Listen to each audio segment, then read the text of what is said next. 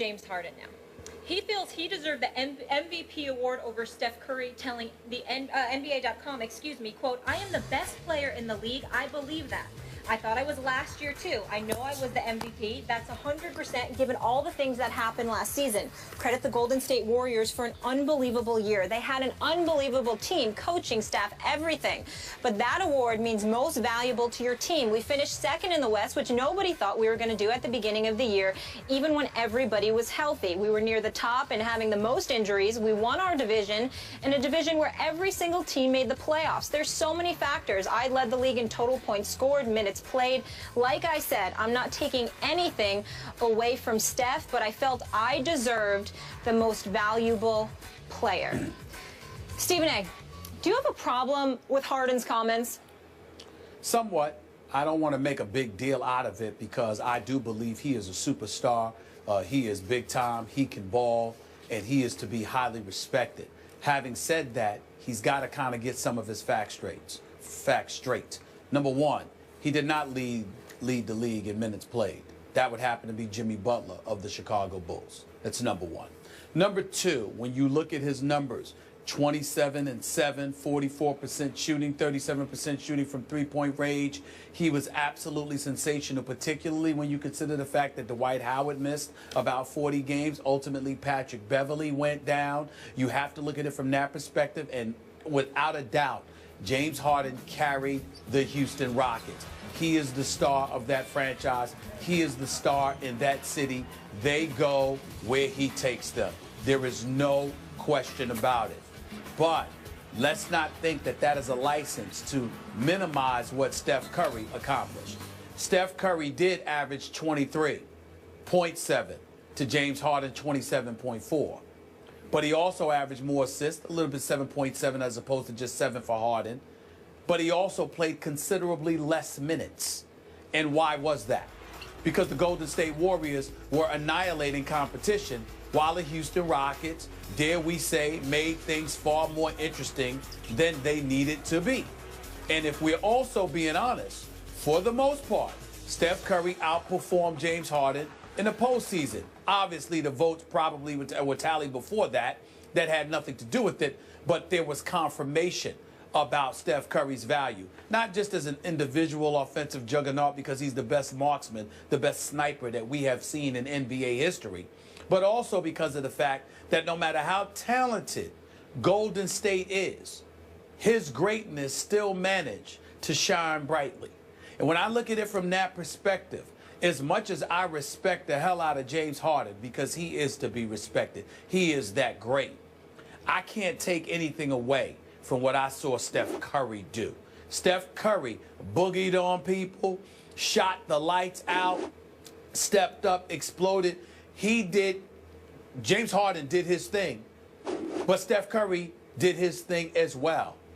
And he also made it look a little bit easier. And last but not least, Skip, and this is for you personally because I'm sure you'll appreciate what I'm about to say to you.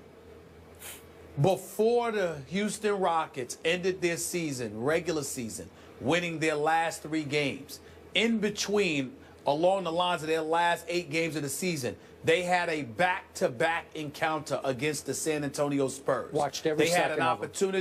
They had an opportunity to lock in a number 2 seed, okay? And even though they ultimately ended up getting it because the Clippers flopped, James Harden shot 40% in one game and shot like 26% in another. Yep. They lost both games to the San Antonio Spurs. And this is when he and Steph Curry would nip and tuck for the league MVP honors, when all of us were going back and forth saying, wait a minute, we gonna see something. And James Harden went against them, and they flopped. Steph Curry, no matter who he went against, handled his business when it was time. That's why he got league MVP.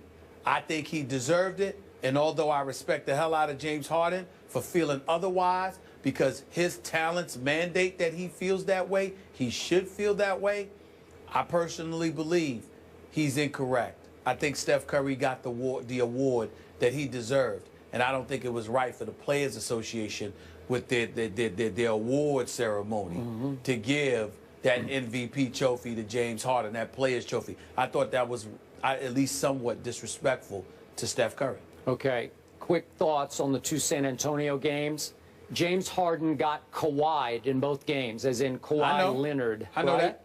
Okay, so I did not hold those two games against Harden in the big picture, like when we're talking about who's the MVP, and I think you and I agreed that he had a strong case for MVP. We both, in the end, maybe me a little ahead of you, I was a Steph guy. You hung in for a while with Harden, and you made a good case, and then in the end you said, no, it's Steph. But here's my problem with your problem with this. It just seems hypercritical, and we know on this show you're the one who's always hypercritical of NBA stars. I'm always the objective one and the reasoned one, right? But to me, in this case, you know, you're being hypercritical because I don't have any problem with what James Harden said. What do you want him to say?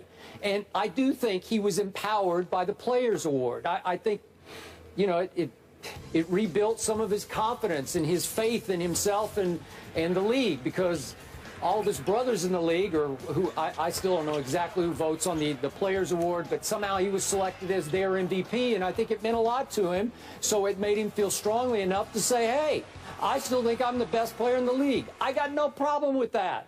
Do I agree with that? No, I don't agree with that, but I don't think less of him for saying that. I actually think more of him because he's really good, and I think they are going to be really good this year. And we'll see when crunch time comes. Like you said, he had those two bad games that they were in the playoffs that didn't count against him in the regular season. But the two worst games of the year for him was Game 3 at home and then Game 5 at Golden State when he went 3 for 16 and 2 for 11. Those were bad. Those said you're not the best player in the game. But go ahead. But let's be clear about something here. Number one, that was a real funny joke that you told, that I'm more hypercritical than you. Well, we all know that. On anything, You let alone overreact. NBA players. That is More straight. emotional. That is straight comedy. That's number one. It's the truth. Number two, it's not the truth. Number two, let's be clear about something here. I don't have a problem with him feeling the way that he feels. I don't have a problem with it, period. We're just talking. But what I'm saying is, it was how elaborative he was in his explanation as to why he deserved it that I disagree with. I just disagree with it. I think when you take into account the fact that Golden State was blowing out a few folks, Steph Curry only averaged 32 minutes a game. You know why? Because he could afford to. Yeah. Because he didn't need to play those minutes, because the team collectively was handling its business and running people off the floor. Houston made things far more interesting. James Harden did a lot of damage, and we know he can do anything on the offensive side of the ball that he wants to, but primarily he spent a lot of time dribbling, hogging the ball, and shooting. Yeah, he did. Now, he was effective, but that's what he did. And so what I'm saying to you is that this ain't AN1. This ain't Rutgers Park. You understand it? This is the NBA. And your ability to do that doesn't warrant you deserving the MVP award. I think he's a superstar. Personally, I don't even call him a star. I think James Harden is a superstar, deserving of all of our respect. But when he elaborates like that, then you are really making the case for yourself and diminishing the case of Steph Curry. And I don't believe you can diminish the case of Steph Curry. And he didn't disrespect Steph Curry in any way. I'm not trying to say he did that. I'm just simply saying the arguments that he made for himself against Steph Curry doesn't hold water entirely, because there are nuggets of information to refute that. Again, Jimmy Butler played the most minutes. Again, Steph Curry didn't have to play the minutes that James Harden had to play, not just because, you know, they were winning, they were blowing people out. Yeah. And despite the team that surrounded Steph Curry, he still shined. Now, I'll tell you how James Harden can earn league MVP. He doesn't get to hog the ball if Ty Lawson's on the team with him, which he is now. Because Ty Lawson can ball. And Ty Lawson is a point guard. He get his personal life in order, and we all pray that he will, because he's a good guy. The bottom line is, James Harden, if he does what he did last season with Ty Lawson on the floor with him, then he will deserve league MVP, because it won't be hogging the ball, taking most of the shots. It will be within the framework of an offense that will make Houston even more lethal than they were in the postseason last year. Yep. And I think that that's what will help elevate James Harden to league MVP honors. Okay, so to sum this up, the only problem I would have had with James Harden is if he had said he's the best player in the city of Houston, because he just lost that to Dallas Keuchel, who dominated your New York Yankees. And the beard you should fear in Houston is not James Harden, it's Dallas Keuchel, Dallas in Houston. I think you would agree with that, actually. When I saw the note that Alex Rodriguez is hitless in his last 19 postseason at-bats, this is not the day that I'm in a position to come back at you for such a statement. I'm so disgusted with Alex Rodriguez. I'm so disgusted with him. We're playing for CeCe now. We're playing for CeCe now. This is what he said. And what did I say immediately when he said that, Skip? I had a problem with it. I said, well, if he goes out and stinks up the joint. Did you play for CeCe then? What does he do? He goes out and stinks up the joint. I'm just so disgusted. You got me today. I'm going to leave it alone. Well, where I got you is that Dallas Keuchel just finished pitching 22 total innings against your New York Yankees this year, 2 regular and 1 playoff game, and they still haven't scored on him.